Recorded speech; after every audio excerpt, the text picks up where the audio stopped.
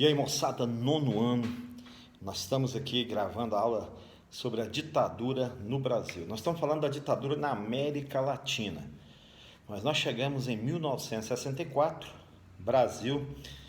Para ser bem preciso, né, no dia 1º de março, foi o fim do período democrático. Então, 64, 1º de março, é o período autoritário, tá? Vamos mapear essa questão. João Goulart foi deposto, ok? Detalhe, a iniciativa foi militar, quem deu o golpe foi os militares, quem liderou foram os militares, mas teve apoio da imprensa, teve apoio da classe média, teve apoio da Igreja Católica. Então, a gente fala assim, a ditadura foi militar, mas teve apoio de um segmento, de vários segmentos da sociedade civil. Por isso que alguns falam golpe civil-militar. Bacana? Tá, então João Goulart é deposto, vai ter asilo, né? Uruguai, bacana. Qual que é o argumento para o golpe militar de 64? O argumento é básico, a ameaça comunista vai tomar o Brasil. Nas aulas passadas nós mapeamos para você, pontuamos que alguns líderes da Revolução Cubana estiveram no Brasil, receberam premiações, medalhas de honra.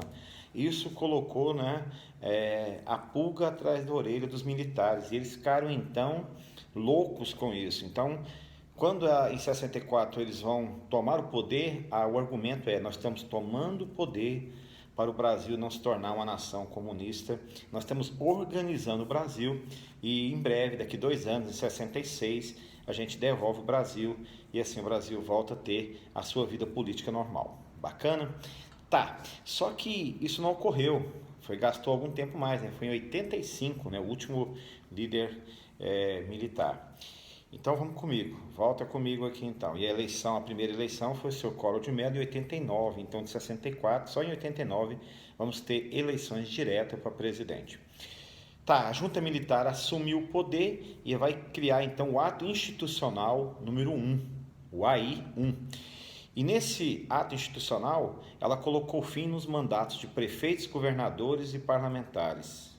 A União Nacional Estudantil foi considerada ilegal. Mais de 1.000 militares, né, não aderiram ao golpe. Com isso, eles foram obrigados a deixar as Forças Armadas brasileiras. Primeiros anos do golpe aqui vai ser dirigido pelo general Castelo Branco. E ele vai começar assumindo já uma postura bem radical. Ele vai cortar as relações com a União Soviética. Tanto é que se o Brasil está com ameaça política comunista, então a primeira coisa que tem que fazer é quebrar o vínculo com a União Soviética. E ele fez isso, ele se assume capitalista, chama os Estados Unidos para ser o parceiro e se posta como inimigo, então, da União Soviética. Tá, aqui nós vamos criar também a CNI. Nós não, Castelo Branco, né? CNI seria então a Segurança Nacional de Informação. Esse golpe aqui tinha então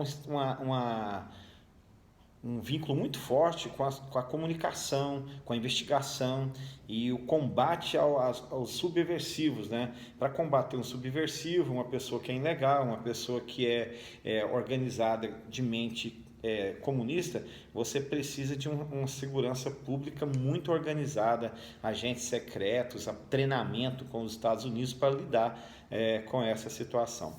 Tá, economia, como é que foi a economia do seu Castelo Branco no início? A economia começou bem, né? Para reduzir os gastos públicos, ele reduziu os créditos, ninguém tinha crédito para consumir, para investir.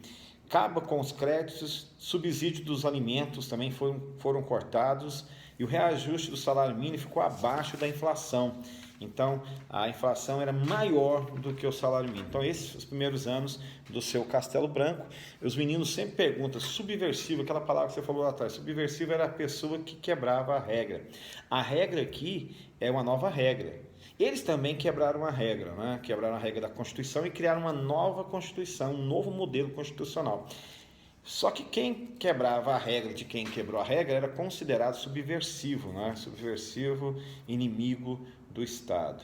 Então, o combate ao subversivo esse é o termo, né?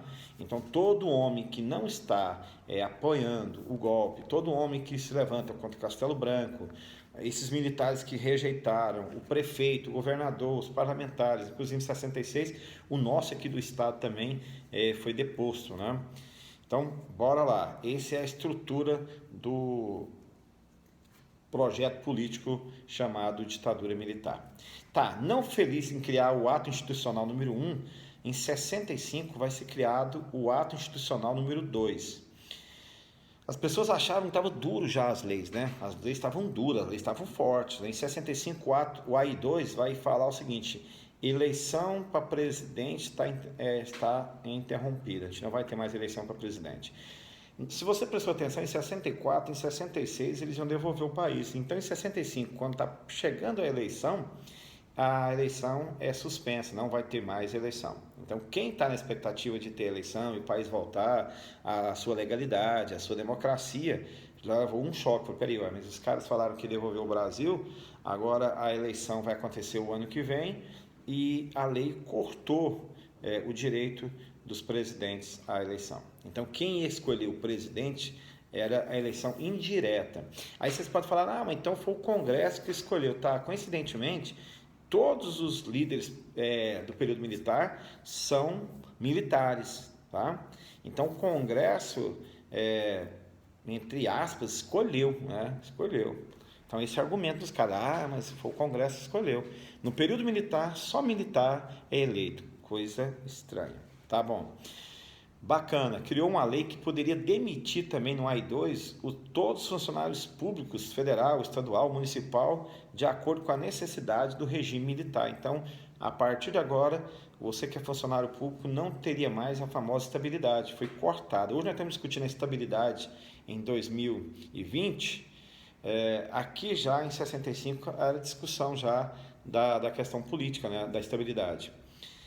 Vai acabar com os partidos políticos, vai formar o bipartidarismo. Então você vai ter a Arena, que a base é do governo, que a base é militar, e o MDB, que é uma oposição. Uma oposição, mas tem que andar segundo o coração e as leis dos militares. Então, uma oposição entre aspas, né? Tá. 66, então, aparece um novo ato institucional. Agora vai ser criado o ato institucional número 3, 66. Primeira coisa, ele vai suspender, já tinha suspendido as eleições para presidente direta, já tinha tirado os prefeitos, né, já tinha tirado os cargos políticos, já tinha tirado a liderança de partidos, criado o bipartidarismo.